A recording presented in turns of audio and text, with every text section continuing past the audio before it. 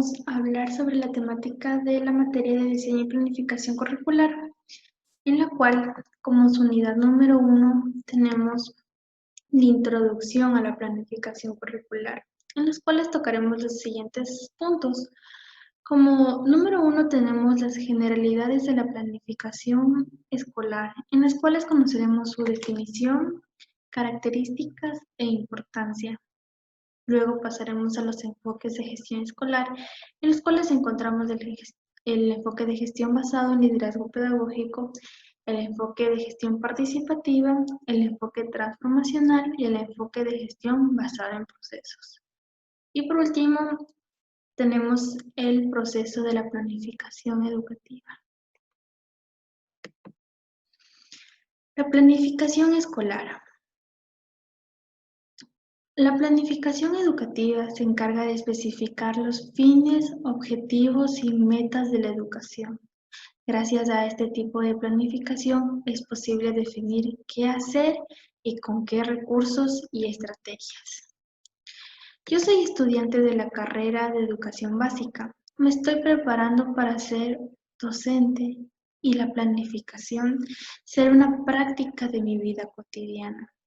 Es una actividad que nos asegura que los procesos de enseñanza y aprendizaje sean exitosos, considerando que la planificación nos permite ser más organizados y conducir estos procesos de enseñanza y aprendizaje necesarios para la consecución de los objetivos educativos que esperamos en nuestros alumnos. Las características de la planificación. Esta tiene que ser dinámica, facilitadora, integral o sistémica, tiene que ser práctica, instrumental, participativa y sujeta a evaluación. La importancia de la planificación escolar. Planificar es una tarea fundamental del quehacer docente. Como les decía, esto será parte de nuestro día a día, ya que permite unir la teoría pedagógica determinada con la práctica. La teoría pedagógica vendrían a ser los contenidos y la práctica nuestra actividad didáctica o estrategia que decidamos utilizar. Todo esto hay que unir. Es lo que posibilita pensar de manera coherente las secuencias de aprendizajes que se requiere lograr con los estudiantes. Tiene una importancia ya que implica tomar la decisión previas a la práctica sobre lo que es que se aprenderá, para qué se hará y cómo se puede lograr de una mejor manera. Para esto se debe considerar la forma más adecuada para trabajar con los estudiantes, pensando en actividades que podrán convertir el conocimiento en algo cercano e interesante para un grupo. Nosotros antes de planificar tenemos que tomar un tiempo, un espacio para ver cuáles son las necesidades del alumno, ver en qué está fallando y asimismo tenemos que ver bien cuáles son sus virtudes, en qué destaca ese alumno para así poder potenciar eso y de ahí tomar para hacer un aprendizaje significativo para él. Nosotros tenemos 3 niveles de concreción curricular: el macrocurricular, el mesocurricular y el microcurricular. El macrocurricular, este está elaborado por un conjunto de expertos de las áreas del conocimiento, en el cual están involucrados docentes de diferentes niveles de educación, curriculistas, pedagogos, psicólogos, abogados, estudiantes, padres de familia, entre otros. En este nivel se determina el perfil, los objetivos, las destrezas con criterio de desempeño, los criterios e indicadores de evaluación obligatorios a nivel nacional. Constituyen las políticas generadas por la Autoridad Educativa Nacional, mismas que están plasmadas en el Currículo Nacional Obligatorio. Dentro de este Currículo Nacional Obligatorio encontraremos todos los puntos antes mencionados. Entonces, en el primer nivel, el macrocurrículo, encontramos que este está llevado por la Autoridad Educativa Nacional. Este es un currículo nacional obligatorio y este es prescriptivo. Como segundo nivel tenemos el mesocurricular.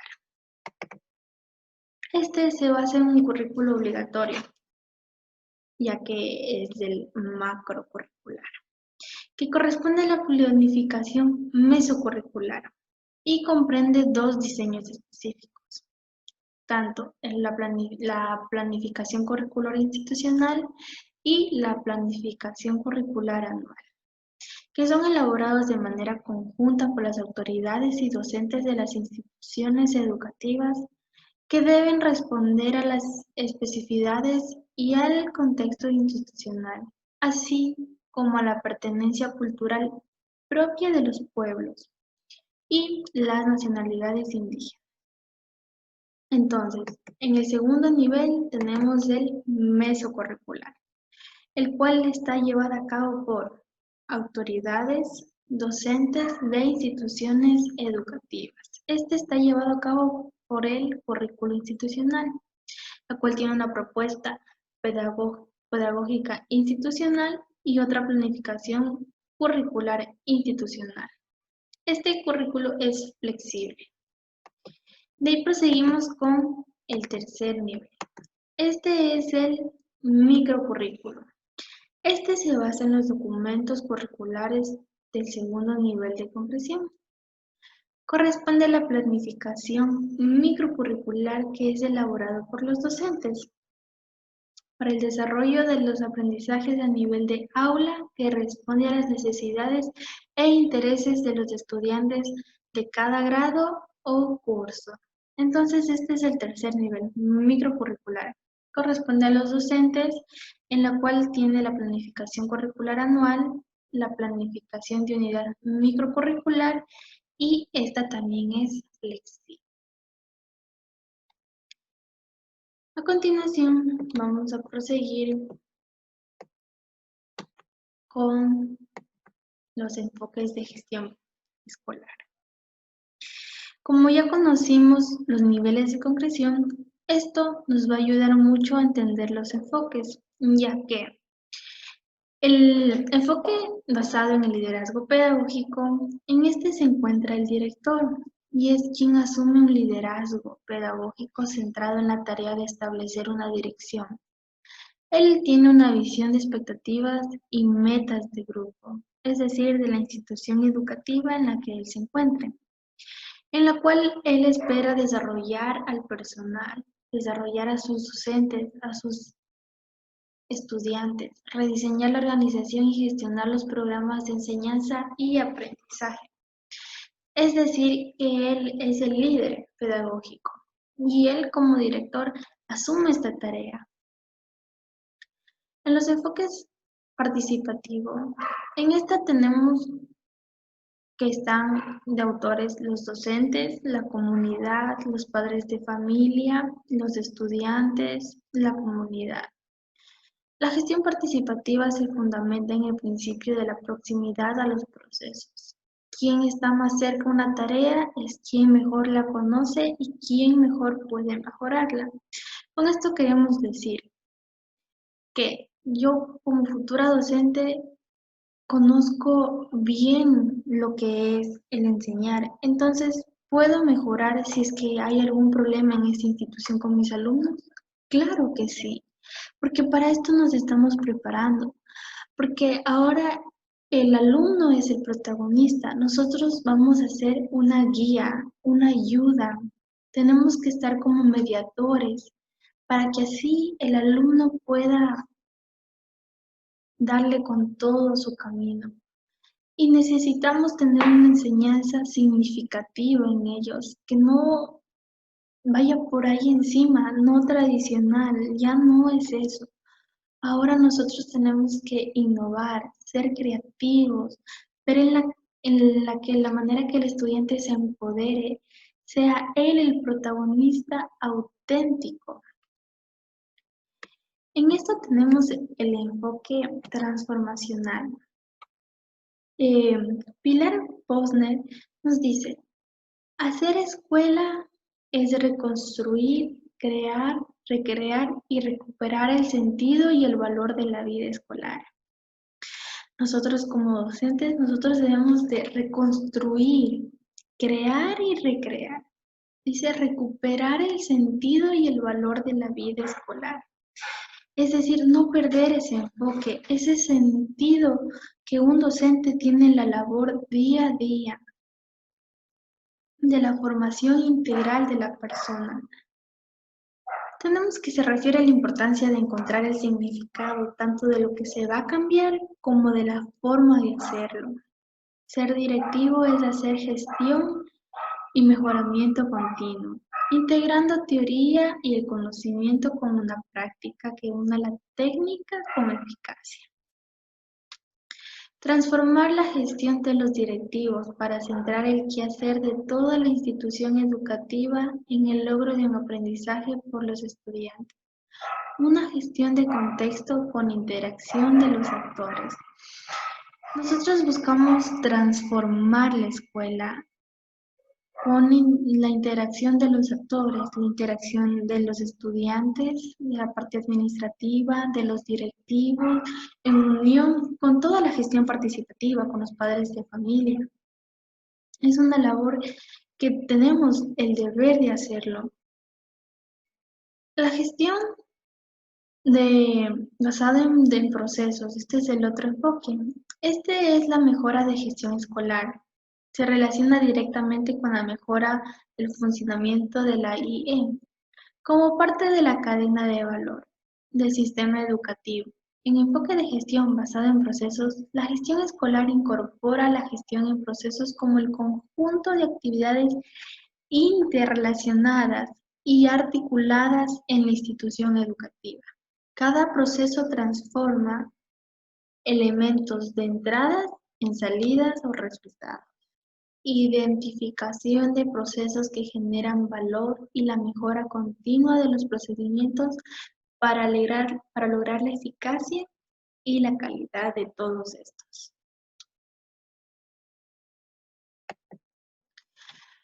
Los procesos de la planificación. Como ya dijimos, la planificación se encarga, tiene unos fines de especificar los fines, objetivos y metas de la educación. Y vimos que gracias a esto es posible definir qué hacer y con qué recursos y estrategias poder lograrlo. Asimismo, la planificación nos va a llevar a una reflexión de la toma de decisiones oportunas y pertinentes. Nosotros tenemos que tener claro qué necesidades de aprendizaje poseen esos estudiantes. Tenemos que ver qué se debe de llevar al aula y cómo se puede organizar esas estrategias metodológicas, esos proyectos y procesos para que el aprendizaje sea adquirido por todos y de esta manera dar atención a la diversidad de los estudiantes. Tenemos lo que es los elementos de la planificación. En el momento en que nosotros lo vamos a desarrollar, tenemos que preguntar, ¿para qué enseñar? Para esto nosotros tenemos objetivos en el currículum que darán el propósito del curso o del programa que vayamos a llevar a cabo en el aula. El qué enseñar. Asimismo, nosotros tenemos unos contenidos que se van por cada área de conocimiento que lo veremos más adelante, que estos son los contenidos, los aprendizajes que los niños van a tener. ¿Cómo aprenderán los alumnos y alumnas mediante las actividades que uno vaya elaborando en cada planificación de acuerdo al tema? Son las orientaciones generales para el tratamiento de los contenidos. ¿Cómo enseñar? ¿Qué metodología? ¿Qué estrategia? ¿Qué técnica? ¿Cómo vamos a enseñar? ¿Con qué vamos a enseñar? En esto están los recursos didácticos. ¿Y cómo mejorar la enseñanza y el aprendizaje? ¿Se consiguieron los objetivos previstos? Para esto nosotros tenemos la evaluación. La evaluación es muy importante dar el antes de y después de, para así evaluar el antes de la clase, la pregunta de qué vimos en la clase anterior, para que así los niños hagan memoria y recuerden y no estén y poder ver si captaron, si no se quedaron con algún vacío. Entonces el después de igual permite que todo el proceso que se llevó a cabo durante la hora de clase, el niño aprendió o no. Y asimismo, en la siguiente clase volver a preguntar, ¿qué vimos clase? ¿Qué tema fue? ¿De qué tratamos? Preguntas pequeñas pero que sean claves para ellos tengan ese aprendizaje significativo, ese aprendizaje de, oh sí, yo vi esto, maestra, esto fue lo que vimos, y ver que en realidad estén atentos. Más que todo con esta modalidad online que nos encontramos hoy en día y Dios mediante podamos ya pasar a lo presencial. Pero, ¿y si no? Yo me doy cuenta como estudiante que muchas veces nuestros profesores nos preguntan, ¿qué vimos clase o qué fue el tema de la clase pasada? Y muchos se olvidan, ya que con esta modalidad las circunstancias que nos dan son diferentes. Muchos tienen una cámara apagada o muchos están en la clase pero están en otras actividades, ya que en la casa tenemos otras distracciones. Entonces, todo esto son factores que impiden a veces estar ahí. Entonces, por eso es muy importante evaluar, ver el seguimiento del aprendizaje que tiene el alumno. Esto es con respecto a toda la temática de la unidad 1, en la cual vimos por qué es importante la planificación, porque como docentes nosotros debemos de estar bien empapados, porque vemos que esto va a ser parte de nuestra vida cotidiana. Darle importancia en el qué se va a enseñar, cómo vamos a enseñar, estar pendiente de que una planificación, yo me siento a planificar mi clase, entonces tengo que ver esa necesidad en los alumnos, ver la manera de llegar a ellos, buscar estrategias, técnicas, ser didáctico, ser creativo, buscar ya no lo tradicional, ser un docente de gestión transformacional, que no solo busquen los estudiantes, sino que llegue a toda esa unidad educativa y si es posible a mucho más, ya que ellos serán el futuro de nuestro país y todo lo que uno inculque en ellos aportará a su formación como persona, como ser. Vamos a seguir viendo a continuación lo que con respecto a la temática número 2, la cual ya vamos a introducirnos al currículo de los niveles de educación básica. Esto es muy lindo porque, bueno, vamos a dar la introducción primero a las consideraciones legales en torno al currículo de la educación obligatoria, de las reformas curriculares y los referentes del ajuste curricular. Un currículo organizado por áreas de conocimiento, las características de este ajuste curricular. Eh, en mi curso, mis compañeros y mi persona realizamos un video sobre estos temas en la materia educación artística y cultural, el cual es muy lindo. Vamos a verlo a continuación, en las cuales se explicarán todas estas consideraciones legales de la educación obligatoria y las reformas curriculares y los cambios que hubo en esa materia o no. Vamos a conocer.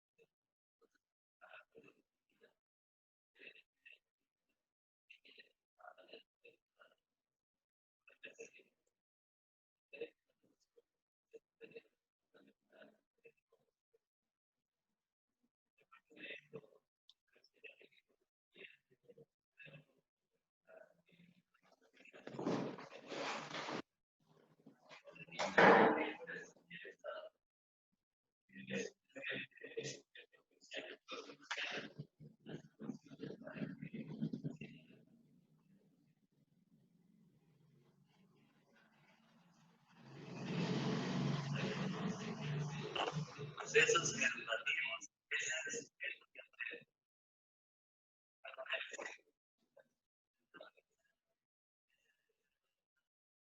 ya que se convierte en el sector de todos los conocimientos que imparte el profesor a través de todas las actividades que impone en su aula de clase.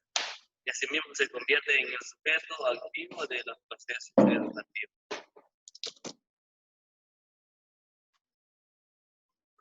Con la Ley Orgánica de Educación Intercultural, en el artículo 2, literal W, garantiza el derecho de las personas a una educación de calidad y calidez, pertinente, adecuada, contextualizada, actualizada y articulada en todo el proceso educativo.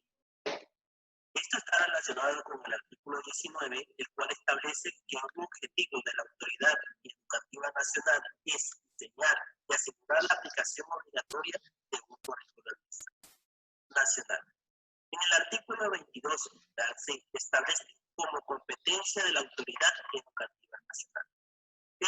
Esta ley busca argumentar, precisar que los derechos se cumplan, tanto fuera de la institución como dentro de la institución, como contribuyendo siguiendo la Constitución de la Educación. A continuación vamos a hablar acerca de los reglamentos de la Ley Orgánica de la Educación Intercultural. En el artículo 9 podemos ver que señala la obligatoriedad de los currículos nacionales que deben cumplir todas las instituciones educativas del país, independientemente de su sostenimiento y su normalidad. En el artículo 10 también estipula que los currículos nacionales pueden complementarse de acuerdo a las especificidades culturales y peculiaridades propias de las diversas instituciones educativas, que son parte del Sistema Nacional de la Educación. Siguiendo con el artículo 11, nos explica que el contenido de los currículos nacionales deben ser cumplidos dentro de la institución educativa, sin perder su enfoque y su esencia dentro del aula de clase. Por eso es necesario que el docente conozca aquellos contenidos que se va a impartir, para que llegue el conocimiento a sus alumnos y ellos puedan crear un pensamiento crítico, un pensamiento autónomo de manera significativa. Entramos a las reformas curriculares precedentes del currículum de educación cultural y así. En educación básica encontramos que el currículum se mantiene con el de cultura estética de 1997, que se partió en los principios de la pedagogía crítica, considerándose que el estudiante debería convertirse en el primer protagonista. Bueno, esto se enfoca en que el estudiante es el centro de un aula clase. ¿Por qué? Porque al estudiante es al que se debe impartir el conocimiento, al que debe llegar todos los conocimientos, toda la información que el docente debe impartir en su hora clase. A continuación, seguiremos con el bachillerato general unificado. Con respecto a la reforma curricular en el bachillerato general unificado, se menciona que en 1997 se realiza la última propuesta curricular que abarca un tratamiento individual de cada una de las disciplinas, tanto como la música, las artes plásticas, las artes de la representación que vendrían a ser la danza, el teatro. Esta nueva propuesta se basa en un enfoque global de todas las disciplinas para todos los alumnos. Para la educación general básica, tanto como para el bachillerato general unificado, el ajuste curricular, que ahora se realiza, parte de los diseños curriculares previos y recoge las experiencias de los docentes en su implementación.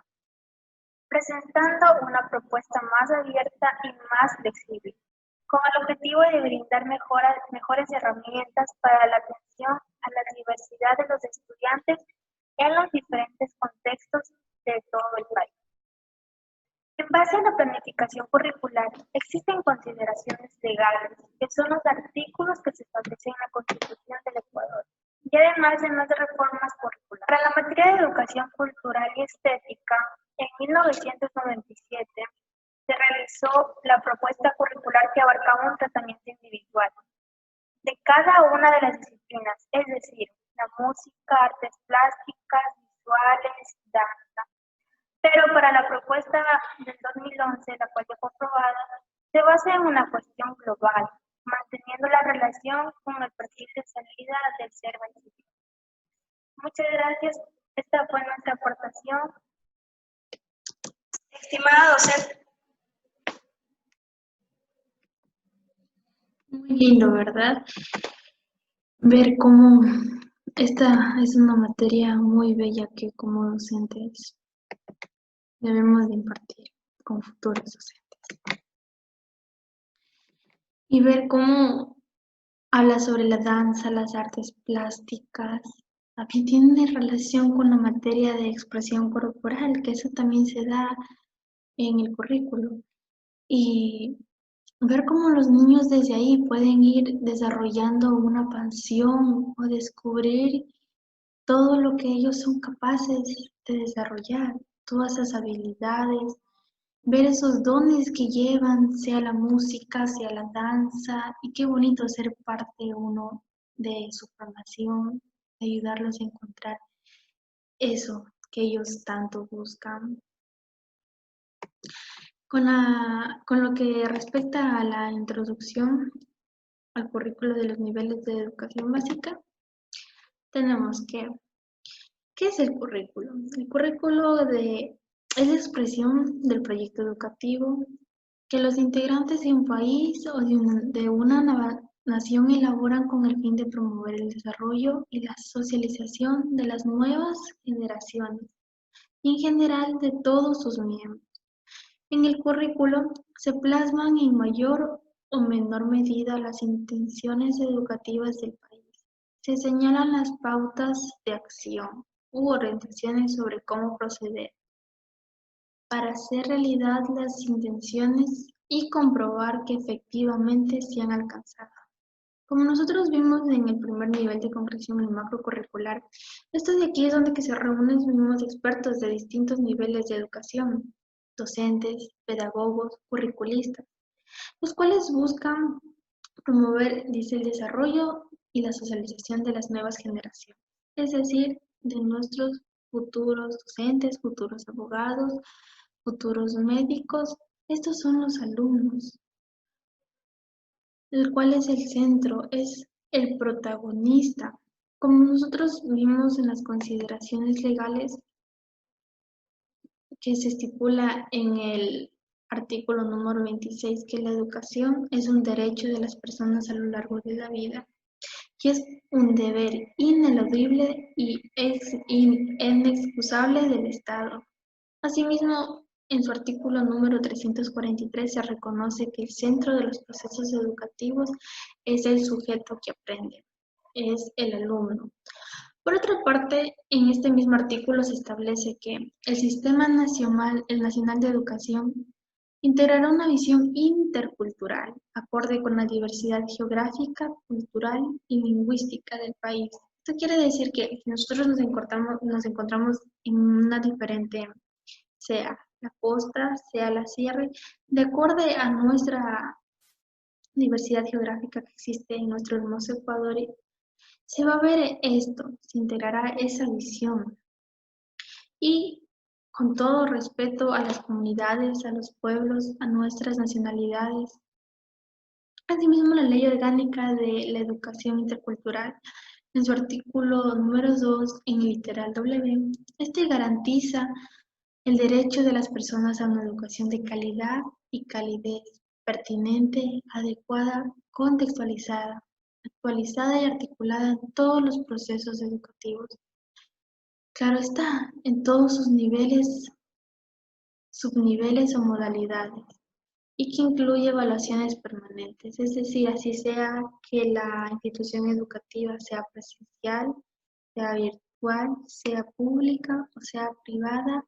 Esta ley garantiza el derecho a todas las personas de esa educación de calidad y calidez pertinente y adecuada y contextualizada. Asimismo, el artículo 19 establece diseñar y asegurar la aplicación obligatoria de un currículo nacional, tanto en las instituciones públicas, municipales, privadas, fiscomisionales en sus diversos niveles, como es lo que acabamos de decir. El artículo número 2 es el que garantiza todos estos derechos a las personas, ya sea que la institución sea pública, municipal, privada, todo esto garantiza el Estado. Su artículo número 22 establece como competencia de la Autoridad Educativa Nacional formular e implementar las políticas educativas, el currículo nacional obligatorio en todos los niveles. El artículo número 10, el literal W, nos garantiza el derecho de las personas en una educación de calidad y calidad. Y su artículo 11 dice que los currículos nacionales pueden complementarse de acuerdo con las especificidades culturales y peculiaridades. Vamos a ver las reformas curriculares precedentes. Existen dos, una que está en la educación general y otra en el bachillerato general unificado, que sirven de punto de partida a la actualización del currículo que se presenta.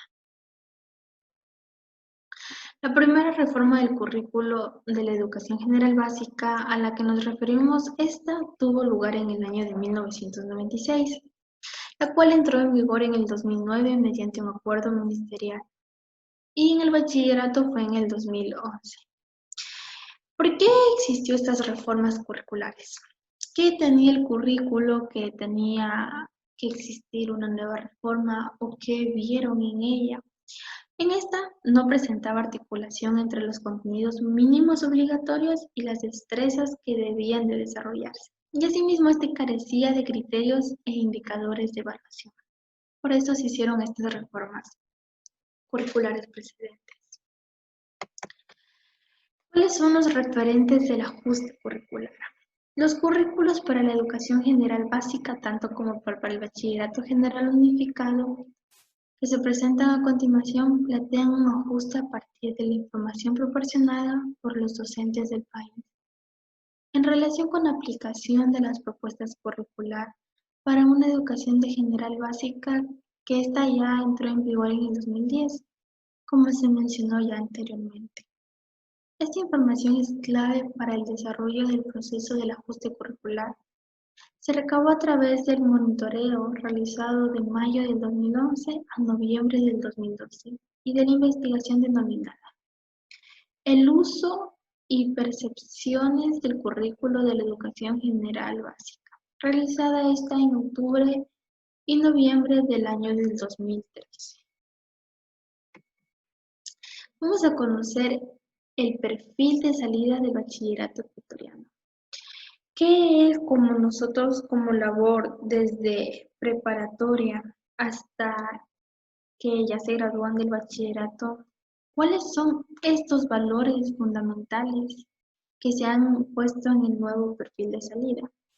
Este perfil de salida se define a partir de 3 valores fundamentales: justicia, innovación y solidaridad, y establece en torno a ellos un conjunto de capacidades y responsabilidades que los estudiantes han de ir adquiriendo en su tránsito por la educación obligatoria, educación general básica y bachillerato general unificado.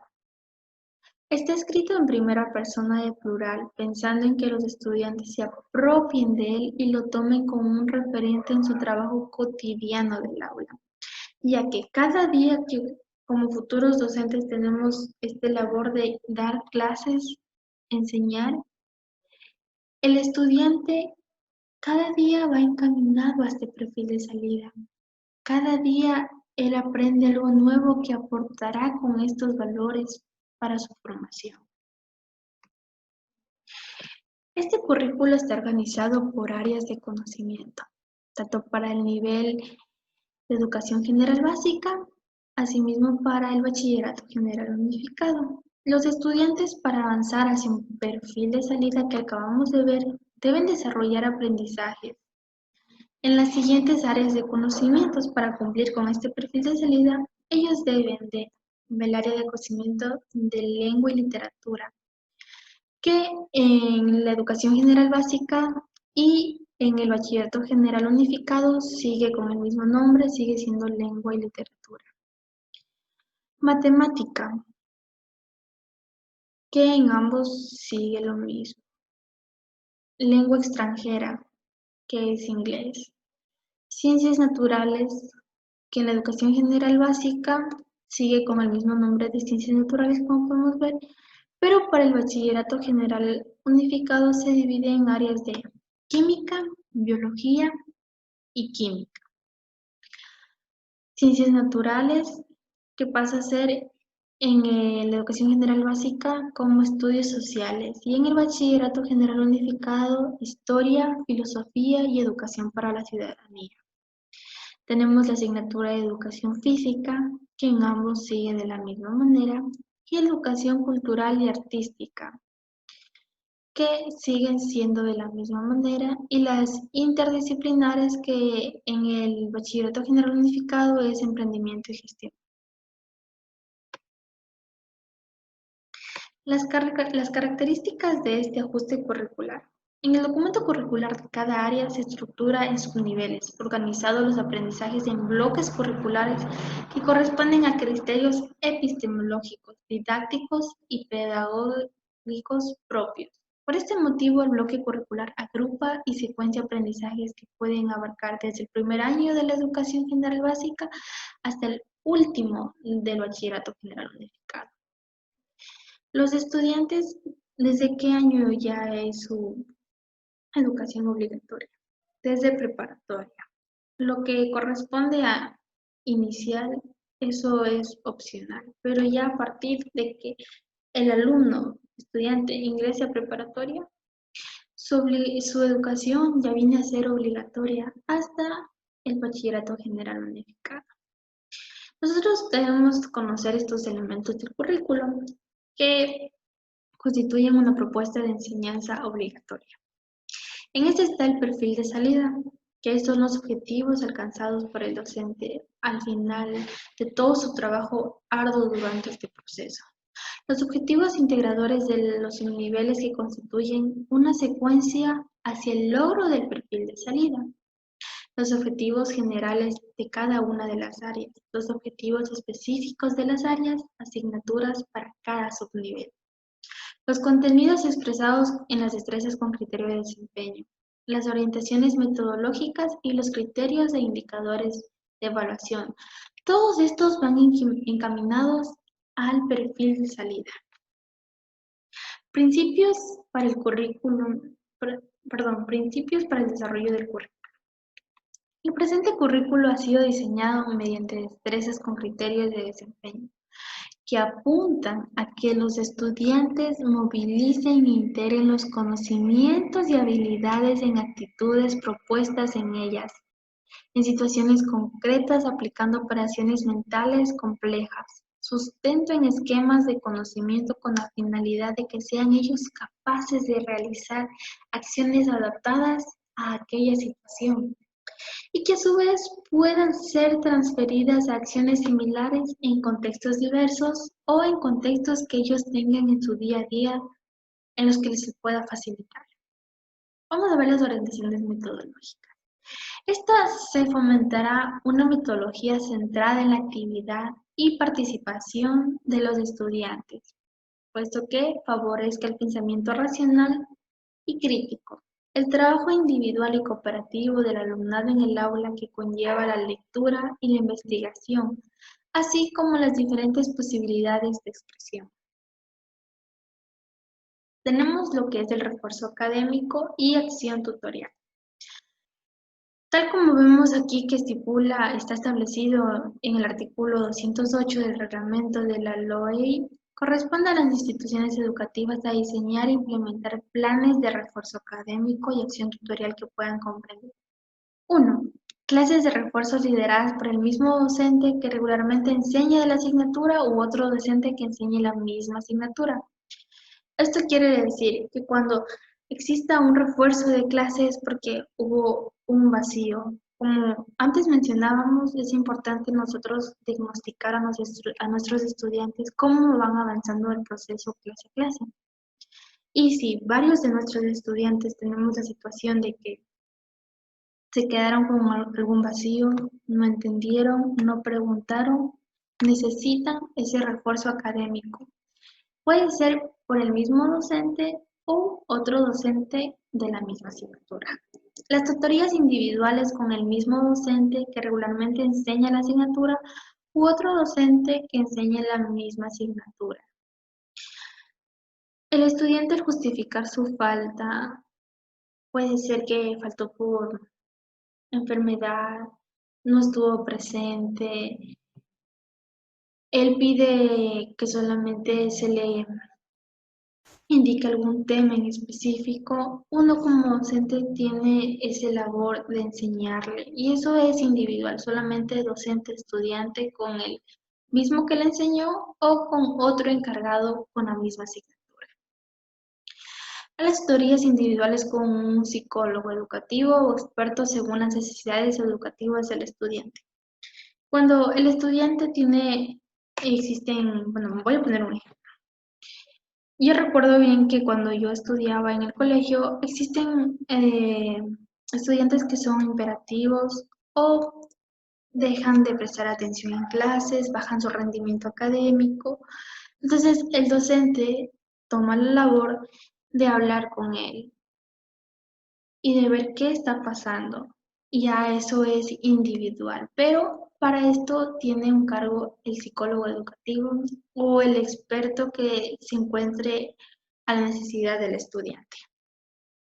Existe el cronograma de estudios que el estudiante debe de cumplir en casa con ayuda de su familia. El diseño general de este tipo de acciones ha de quedar recogido el proyecto educativo institucional.